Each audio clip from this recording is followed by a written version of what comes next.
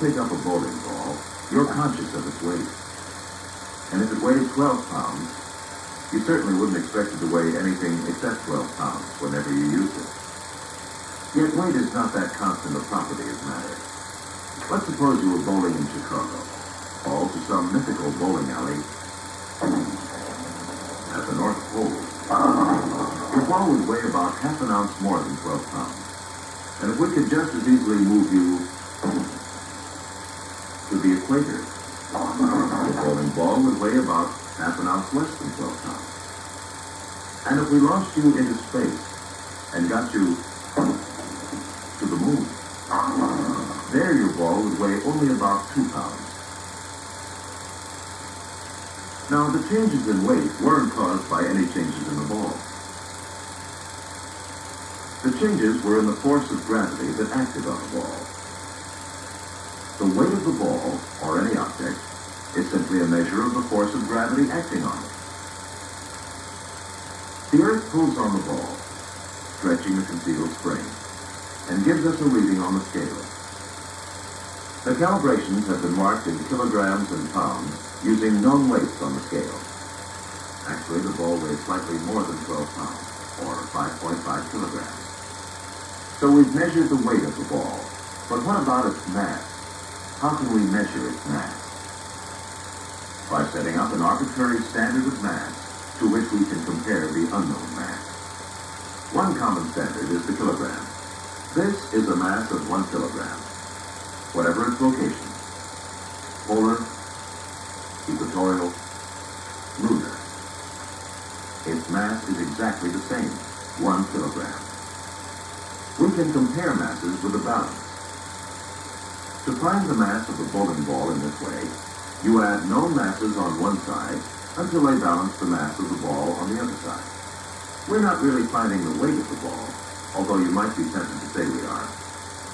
We're comparing the effect of the Earth's gravitational field on the mass of the ball with its effect on known masses.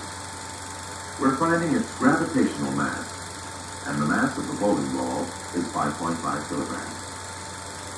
Now, even though the spring scale was calibrated in kilograms, we were measuring weight, not mass, and the reading would change from place to place. But the balance will show 5.5 kilograms at the North Pole, at the equator, on the moon, or in the bowling alley of your choice. Remember, 5.5 kilograms is the gravitational mass of the ball.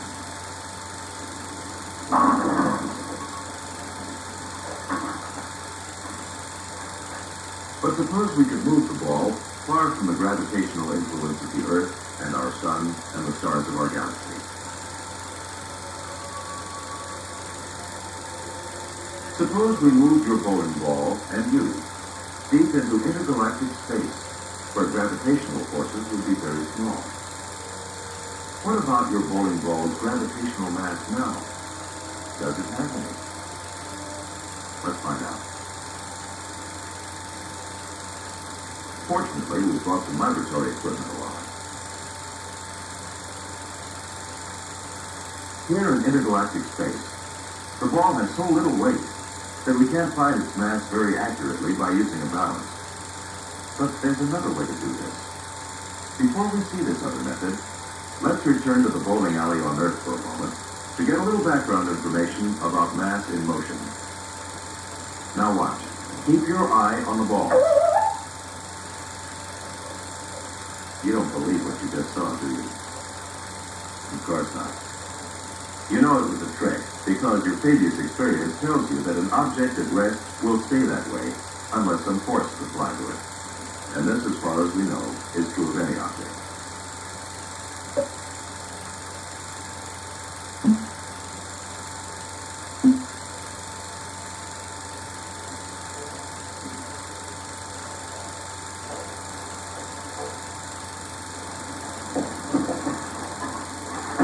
And now that we've got the ball in motion, what do you expect of it?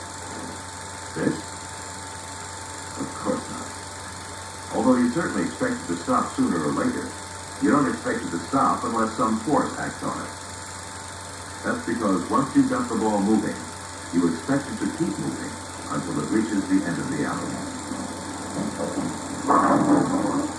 Trains that are moving keep moving until something changes that motion.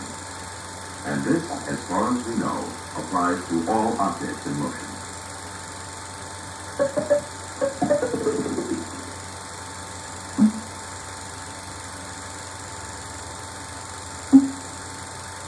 But the same push doesn't move all objects in the same way.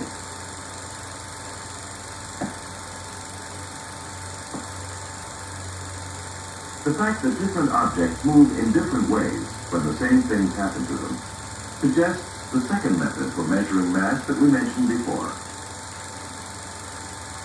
This second method will work out here in intergalactic space because we'll use a balance for measuring mass that doesn't depend on gravity.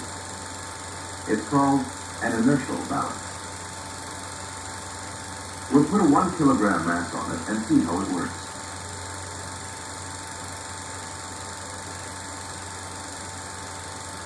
It swings with a regular rhythm, a simple harmonic motion, like the movement of a pendulum, but in a horizontal plane. A pendulum's movement is vertical and depends on gravity. Gravity acts on its mass. But gravity doesn't affect the sideways movement of an inertial balance, so it can be used to measure mass even where weighing isn't possible. Now, notice what happens when we increase the mass from 1 kilogram to 2. The swings take longer. And they take still longer with a 6 kilogram mass. Different masses produce different vibration. The greater the mass, the longer the period. But what happens when all the masses are 1 kilogram? Equal masses have equal periods of vibration on an inertial balance. Size and shape make no difference. Only the mass is important. Knowing this, we can find the mass of your bowling ball, not its gravitational mass, but its inertial mass. We'll find its inertial mass by comparing its period of vibration with no masses. 1 kilogram. The period of vibration is too short. We need more mass. 6 kilograms. Too slow. Now let's suppose that we added and subtracted masses on the balance until we found the one amount that produced the same period of vibration as the ball. And you know what this inertial mass is? 5.5 kilograms. The same as the gravitational mass of your ball. As you might have guessed before we arrived at this conclusion, the inertial mass and the gravitational mass of your bowling ball are equal. And this, as far as we know, works for masses everywhere.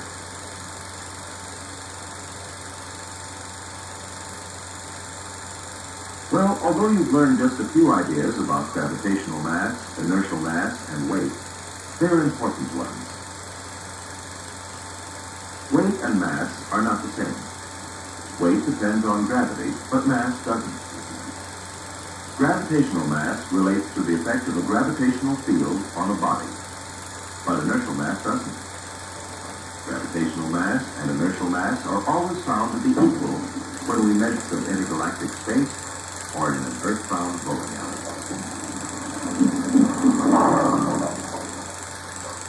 One of the most important clues that eventually led to the development of the general theory of relativity.